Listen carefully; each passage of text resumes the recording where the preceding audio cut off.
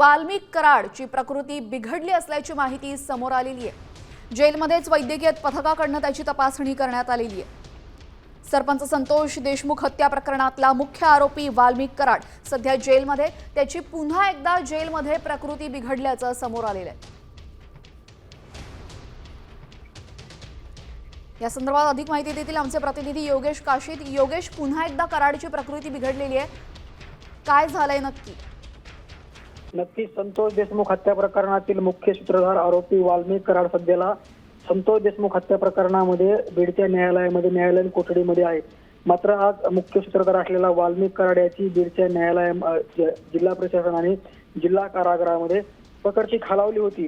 आज संध्याकाळी सायंकाळी 4च्या दरम्यान म्हणजे एकंदरीत पाहायला गेलं तर आपण ब्लड प्रेशर आणि त्याचबरोबर बीपी लो झाल्यामुळे वाल्मिक कराड आणि त्याचबरोबर शुगर कमी झाल्याने वाल्मिक कराडला त्रास जाणवू लागला आणि या त्रासानंतर तात्काळ जिल्हा रुग्णालयाशी संपर्क करून वाल्मिक कराडला बीडच्या जिल्हा कारागृहामध्ये उपचार देण्यात आलेले आहेत।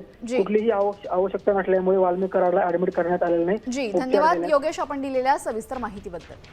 तर आपण पाहतोय कराडची प्रकृती बिघडलेली आहे, मात्र त्याला रुग्णालयात मध्ये नेण्यात आलेलं नाही, त्याच्यावर उपचार सुरू आहेत जेलमध्येच।